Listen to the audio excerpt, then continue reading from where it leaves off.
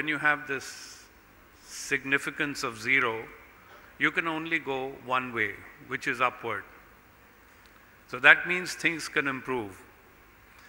As far as shipping is concerned, this was one of the first industries which were liberalized after 1990, and you'll be shocked to see that despite having 100% FDI, Indian shipping has not registered a growth of even one ship being registered under the Indian flag for the last 3 years.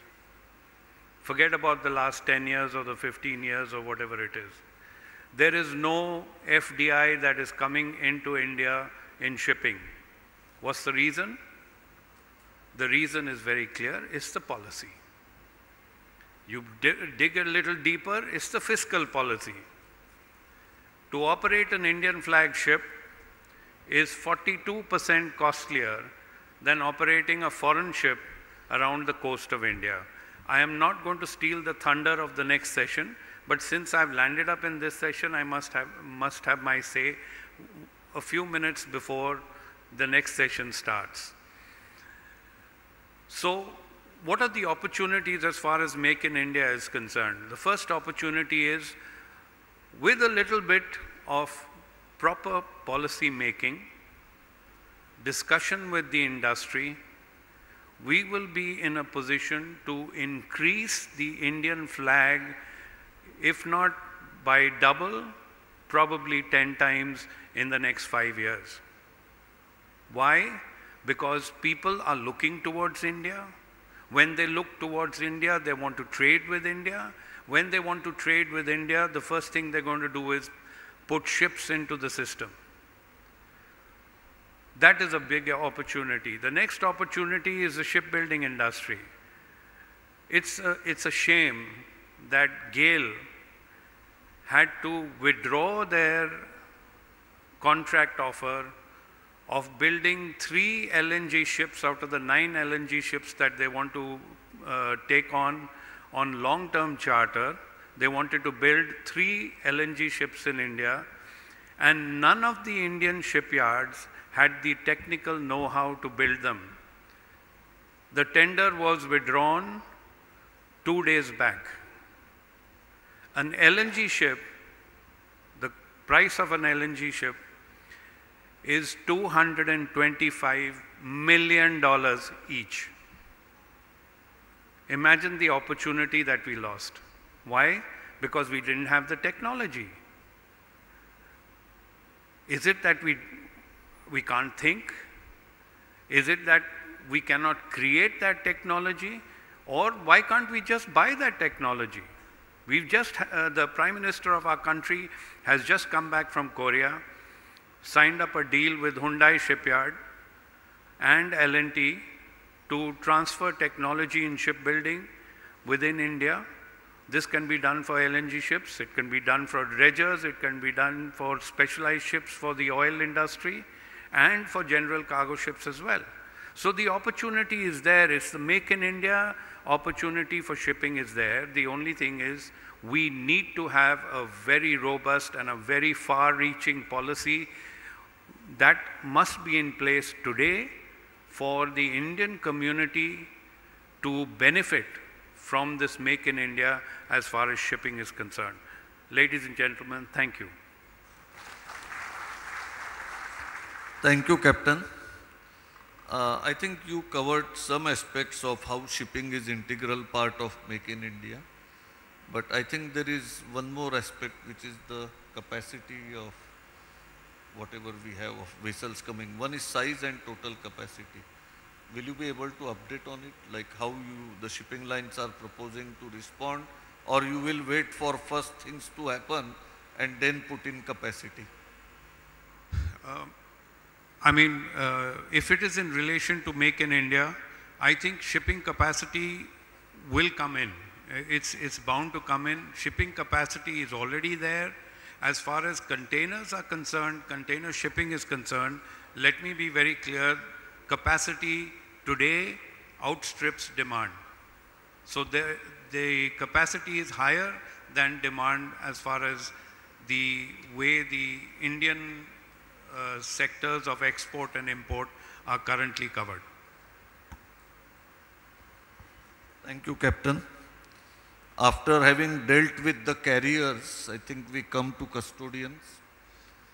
Mumbai has a very modern airport when it comes to passenger.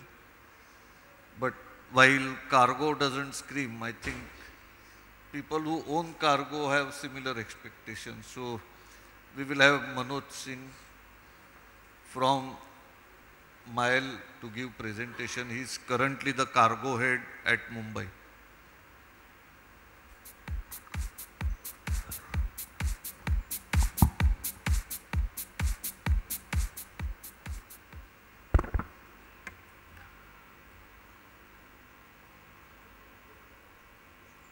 Good afternoon, ladies and gentlemen.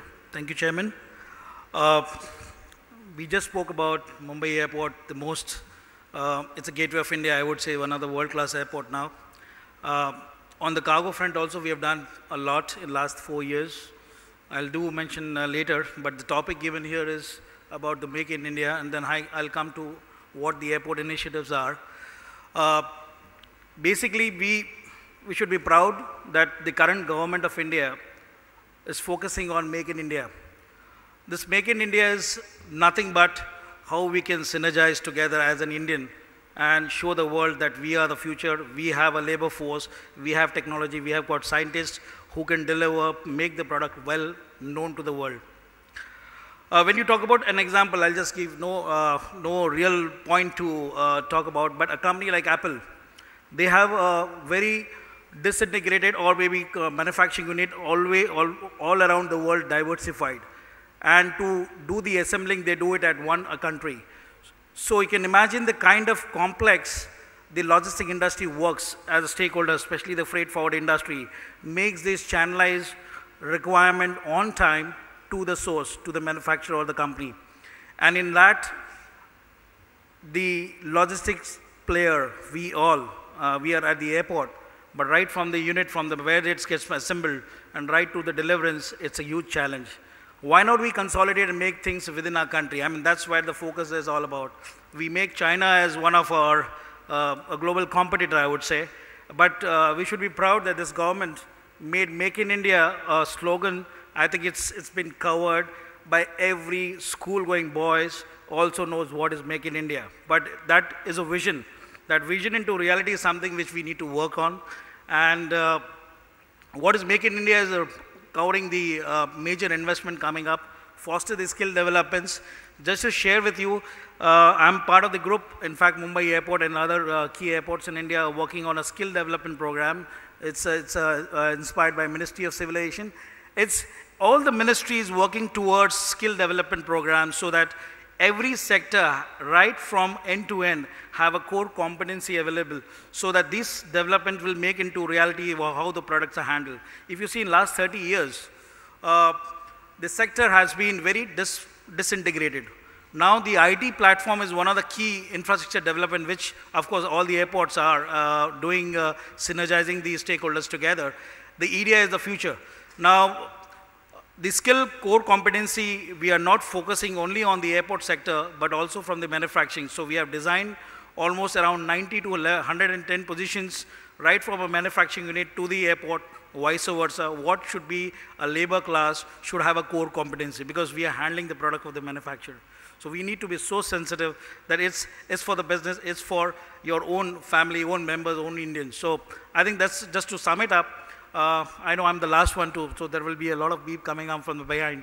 There are requirements, there are visions, and as far as Mumbai Airport is concerned, we have a master plan well in place, and in the last 3 years, we have gone phase-wise. It's the most constrained and challenging airport in the world.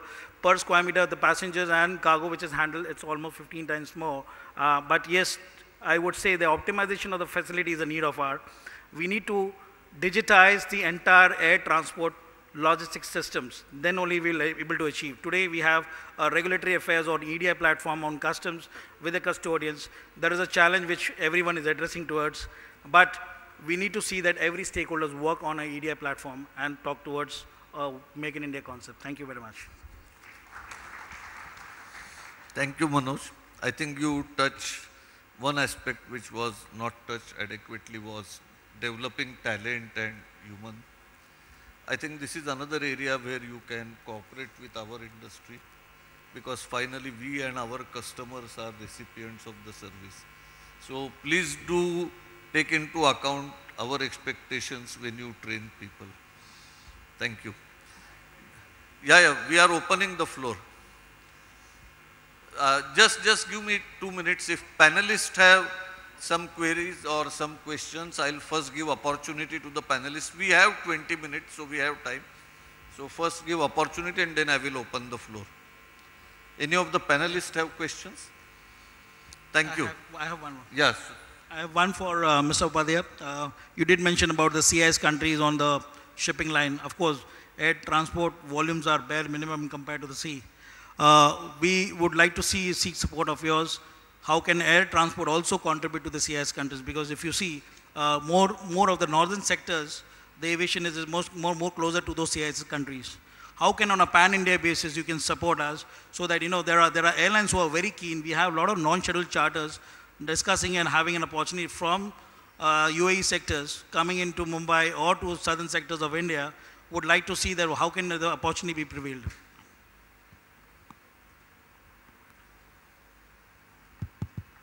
See, this essentially the INSTC is about the sea route. So let's be clear, because the sea route is the problem. It takes 46 days for a cargo to reach from India to Russia. Hence, this INSTC route was thought about how to reduce the travelling time as well as the cost. Assuming that the INSTC route gets popular and trade, which is currently around $10 billion, our President Putin and Prime Minister, when they met last, they made in the joint declaration that was brought out, they declared that by 2020, the trade should become $20 billion, which is quite a challenging figure. Today, one of the major problems is hardly any air interaction between India and CIS countries, because CIS is more inclined towards Europe than to Asia, though most of them are in Asia. So I guess when the actual sea volume increases 2 to 3, 4 times, then there has to be an effect, downward percolating effect in the air travel also. By the time probably more people will start traveling. Today between India and Russia, there is only Air India flies only thrice a week, and this Aeroflot flies every day. And most of the other CIS countries don't have a direct air link with India. That is one fact, something which we are addressing through the joint commissions we have between India and the various CIS countries. Thank you, sir. I think we had very strong relationship with the erstwhile Soviet Union, and that time it was the biggest trading partner, but how times change fast is a example of this, like our trade has gone down. Probably equally we can work and have that build up. In fact, when there was a rupee-ruble trade, that time was the heydays of India-Russia trade. But as I said, after the breakup of the Soviet Union, their economies are also not doing so great. Of course, the Central Asian countries' economies are doing very well. The GDP is growing much faster than what Russia is showing. But now there is a tremendous support. Russia is now interested to increase trade with India. So, and in the event of a sanctions stay for a very longer time, then I see a lot of scope for Indian exports to CIS countries, including Russia. Of course, Russia mainly. Thank you. Thank you, sir. Yeah. Sir, my question is to MIAL. Sir, Mumbai today has got only 2 airports, runway 2709 and 1432. And unfortunately, both the runways are crossed runways. So therefore, Mumbai being Mumbai, you cannot use more than one airport at a time. Do you think it is time to go for a new airport in line with Hyderabad and Bengaluru, along with parallel runways, which without parallel runways, you simply cannot improve, number one. Number two, in India at the moment, please correct me if I am wrong, Kolkata, Hyderabad, Delhi now, and Bengaluru, there are, Mumbai is the busiest airport, you don't have parallel runways, you can't have it. So please, why don't you ask for a new airport along with a funnel for takeoff and landing? You know the difficulties in Mumbai runway or 2709 during monsoon. So I would suggest that being from this forum, it's time in next 3 to 4 years, or maximum 5 years, you have a brand new airport. Okay, it's a very important question. I think I need to make it very clear to the trade out here. We have got the airport in 2006. On papers, we got it for 2,200 acres of land. Out of that, 225 acres is being encroached by slums. 229 acres is being encroached by some other regulatory bodies. And actual operations, we are running at 1,399 acres of land with a legacy of having a cross runway. Just to add here, we have done a huge investment not only on the terminal structure, which was not a mandate to have a terminal just in front of the T2 facility, but we made it because we had to demolish 54 installations before we made the world-class airport. It was a milestone achieved, and we all as an Indian should be proud of. Covering towards the airside operations, just like to appraise the entire trade body out here, we had huge investments done on the runway upgradations, because the kind of runway it was in 2006, we have to completely revamp the runway. Getting the cross runway also had a huge investment involved, where we have to have 2 rapid taxi available. On a global standard, an ATM, actual time of movement of aircraft per hour, is we had a vision to reach 48, which we have reached to 56 last week also. So we have achieved a milestone which a Gatwick airport is at 66. Even they have the similar cross runway, the airport. Wherein our ATCOs from the Airports Authority, there were too many ATCOs, and our technical apron team went for 3 months training under the program which was designed by GVK Mumbai Airport, and almost for 6 months they had a specialized training to optimize this airport. With this optimization of the airport, it covers more than 45 million passengers with the kind of turnaround it would be on a maximizations. So optimizing of the airport was a need of ours to go stepwise.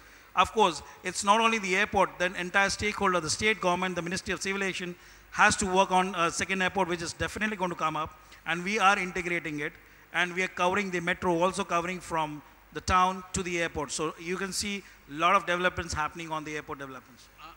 Sir, I'm proud of Mumbai Airport. I'm proud of your achievement, and you can be rest assured that whatever you are doing, I always say that you people are doing a wonderful job. There's no doubt about it on that score. But sir, please, I would request you that Mumbai, kindly do not compare Mumbai with Gatwick.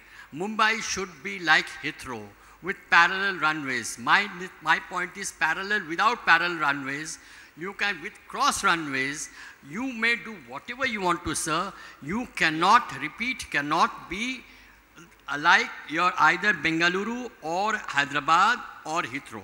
So that is my point. Only simple point that Mumbai does require and not only that, sir. Mumbai Airport 2709 is 11,800. Please correct me if I'm wrong, 800 feet.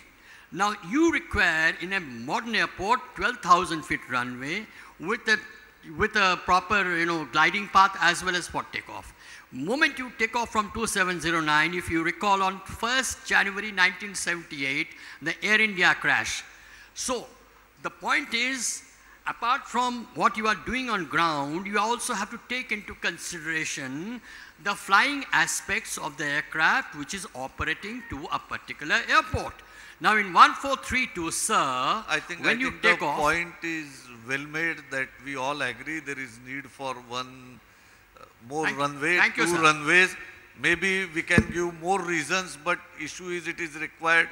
We can have more explanations, still people will say, no, I think we have just to cover his one point, if you permit. 10 seconds. To 10 seconds.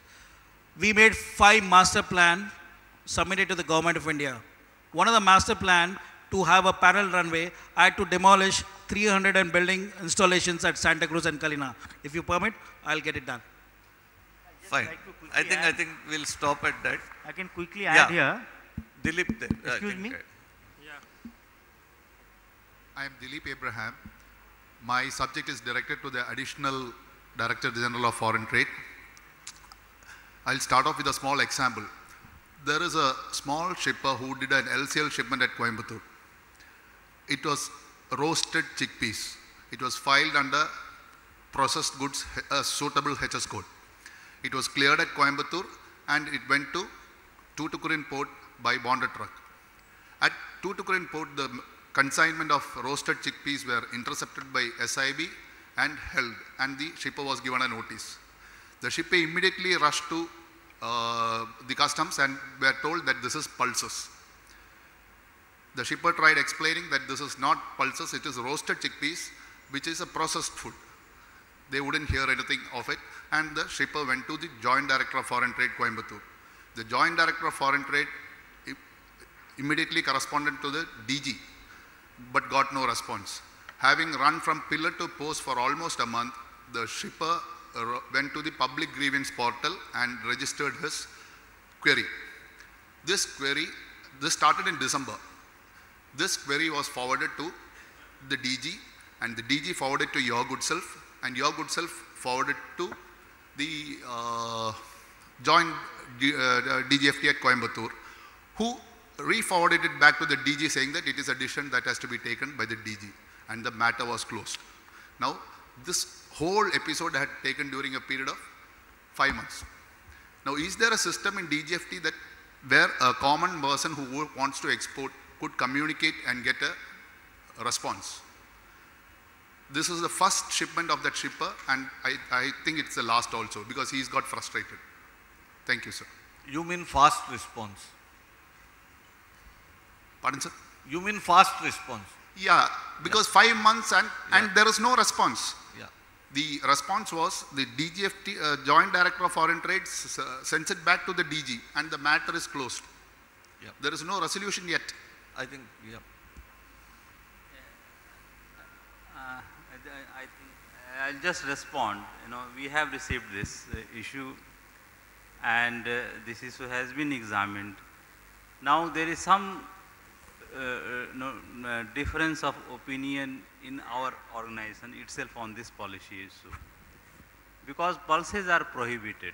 Now the question is whether chickpeas falls under pulses or not.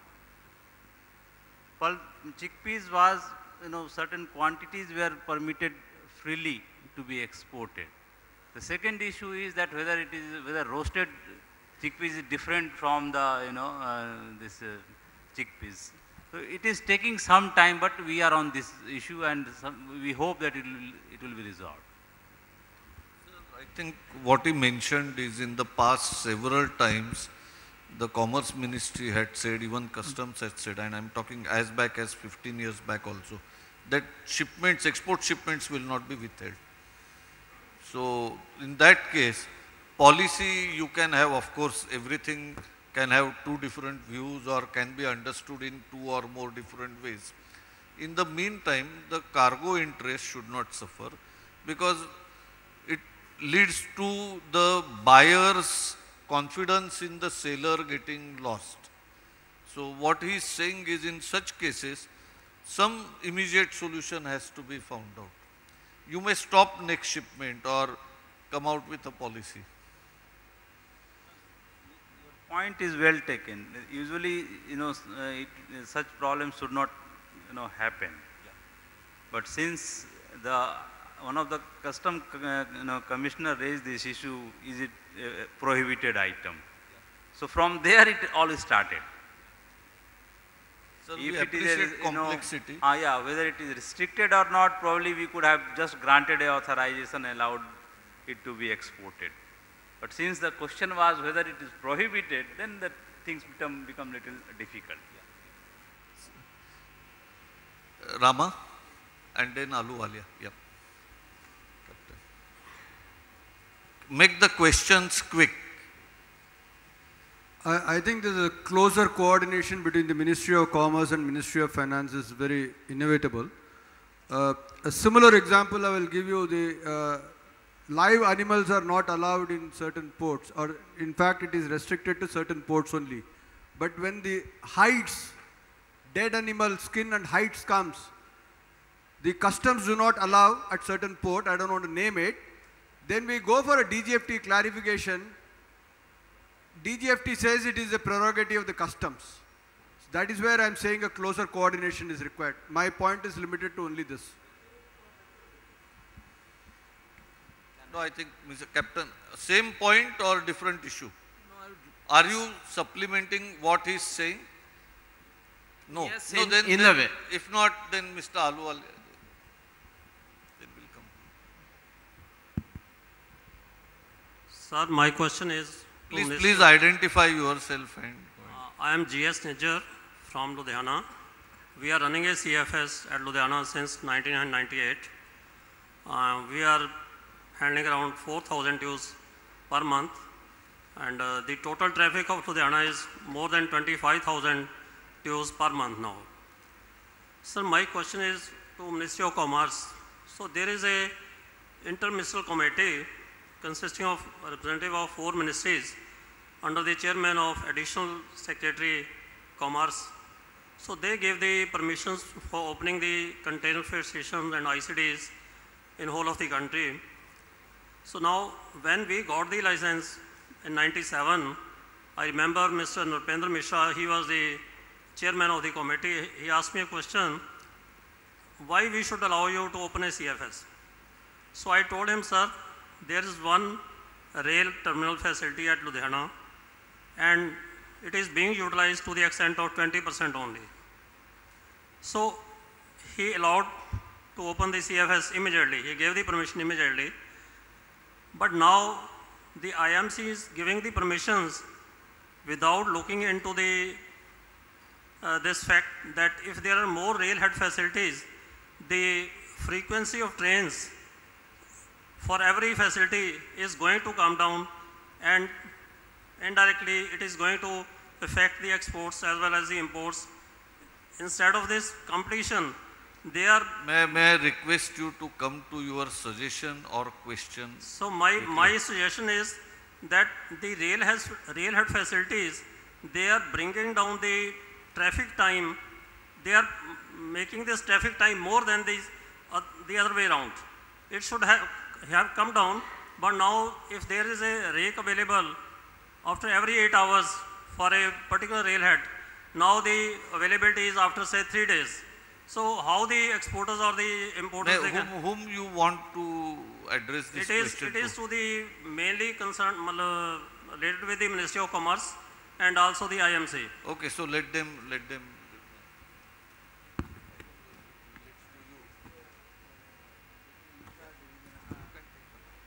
Actually, in the Ministry of Commerce, though I work there, I don't look after this work of container depots and all. There is a separate division we have on infra division which deals with it.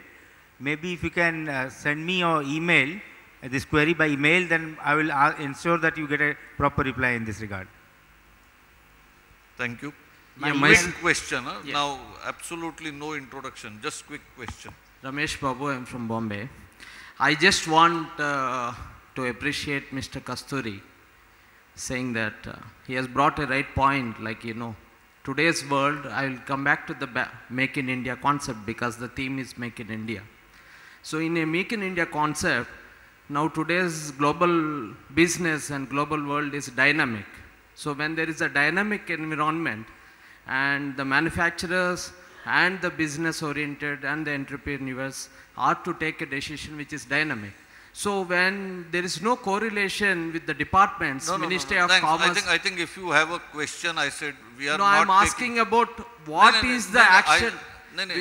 You ask a specific question to a specific person. Please be quick. Now I would like to know from the Ministry of Commerce and the Customs as well, what is the backdoor coordination happening to streamline all the things together, so that, because I come across the news that the data will be available in the June, that which will be in the public domain. What is the backdoor processes happening so that the entrepreneurs can take a Yeah, dynamic thank you. decision. I think you have asked the question. Thanks. Excuse Krishnan, me. you take. Yeah. You have any Excuse me, response sir. on it? I think Krishnan is the last question. After that, the chairman wants to make an announcement. Sir. Data Hello? release, there is a government policy on data release in the Department of Commerce. The quick estimates for the previous month are generally issued by 11th or 12th or 13th, 3 days of the month. That is based on the quick estimates.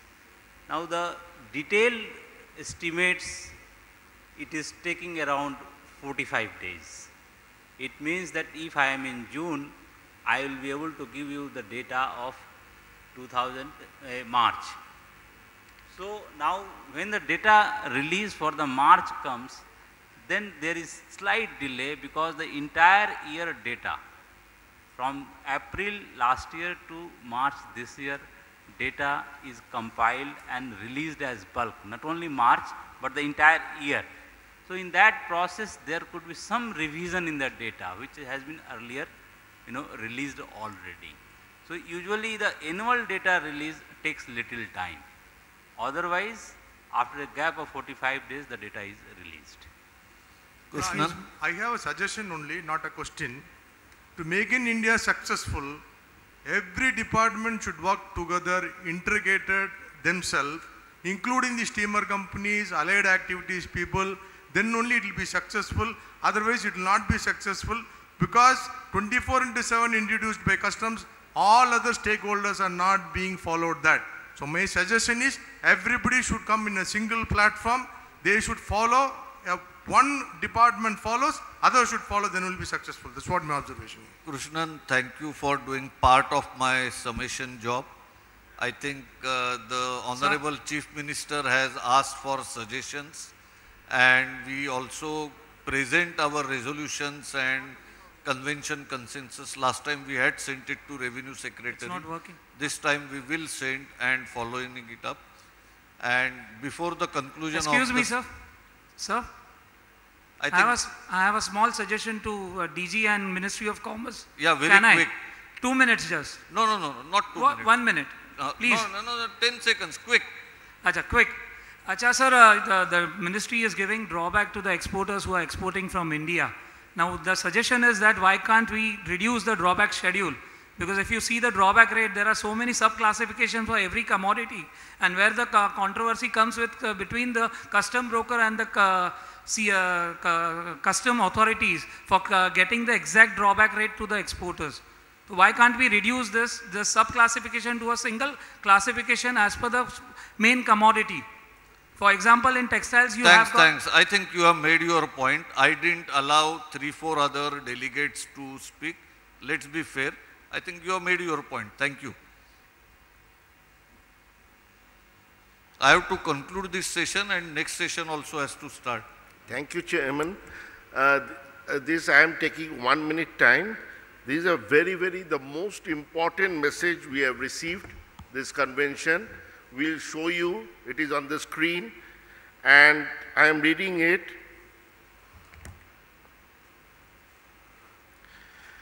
I am happy to know that the Federation of Freight Forwarder Association in India, FFI, is hosting its 22nd biennial convention in Mumbai from 21st to 23rd May 2015. I understand FFI is the national apex body and sole representative of more than 5,000 custom brokers and freight forwarders in India. I am sure that the convention, with a pan-India participation of more than 500 delegates, will provide an excellent opportunity for FFI members to discuss and deliberate of topics such as logistics, trade, simplification of procedures, reduction in transaction cost, etc., and come up with useful recommendations. I extend my greetings and felicitation to the organizers and all participants. I wish the convention every success. The most important thing for your information, why I came to announce this, we have received one message. which was signed by his secretary. It was actually the secretary used to sign on behalf of the Honorable President of India. But yesterday evening, this message he wrote himself, he has drafted himself and he has signed himself. And then we have received it today morning. And whole credit goes to Mr. Sujit Chakraborty. He was there in Delhi for this message. And I thought that this is the best session, Make in India, where President of India is saying that FFI should send his options to the government. So I think this is the best, and really it is a proud and privilege for the FFI member and the convention committee. Congratulations, Ashish, also, that our convention has received this message, and thank you, Sujit. Thanks. I think it was a wonderful message to have. Personally signed message from the President, you can't ask for anything more. I also, before handing over to the compeer, would like you to note that we had 8 panelists and I was given a limit of 1.5 hours. So if I have disappointed some delegates by not allowing them to raise their point or make suggestion, please pardon me. In 1.5 hours, this is the best we can do. Another thing, we have very senior panelists, very senior officials, very senior people from shipping lines or big manufacturers. During the meeting, we had a pre-meeting. I had requested them that I will put a timer. They all agreed. Thank you for your politeness. Thank you for accepting this time limit. And most of them kept with time limit. So big round of applause for them. And they all accepted it very generously. So my personal gratitude to all of you. Thank you. Thank you very much to all the panelists, and especially a big thank you to Mr. Shantanu Bhatkamkar for being such an efficient moderator. Ladies and gentlemen, you can also give him a huge round of applause. And I would also request Mr. Shashidhar Hebbar to please come and honor our kind moderator, Mr. Shantanu Bhatkamkar.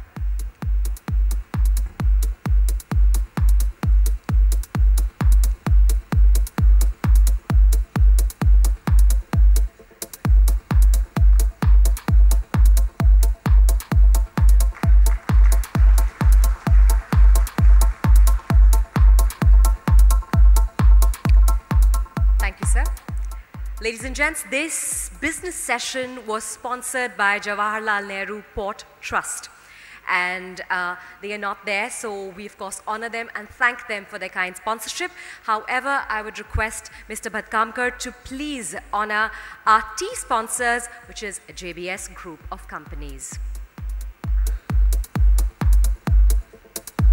I would request a representative from the JBS Group of Companies to please come and accept our token of appreciation.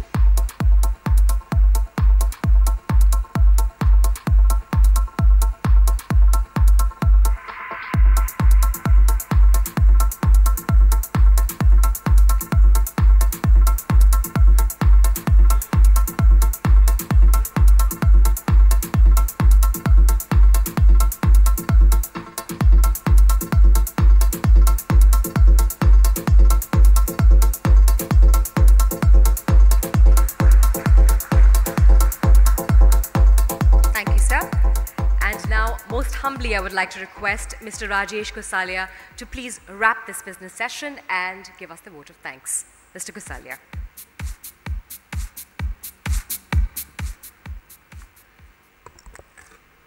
It's been a very long session, but it's the most important session today. There have been 2 requests from the panelists to address the House. One is that most of you must have received a questionnaire from the World Bank or the WCO. Every year they conclude their rankings based on the feedback given by the trade. So I would request all of you to send in your answers to the WCO. If you have any questions, you can mark it to FFI and we will be glad to assist you in drafting the correct reply. The second is that recently the board has set up CCFC under the Chief Commissioner of Customs, which is a nodal agency for all stakeholders at that zone. The purpose is to have everybody on the same platform to resolve the issues and not let it linger. Please send in your questions, your suggestions to the CCFC so that the chairman can take a discussion with all the stakeholders and arrive at some conclusion. Both these points are very important to the Make in India initiative. We can resolve number of questions at the ground level itself. I would thank all the panelists, the chairman, and specific thank to FFI President and BCHA President for allowing me this opportunity to give a vote of thanks. With this, I invite all of you to have tea and coffee. Please take the chair.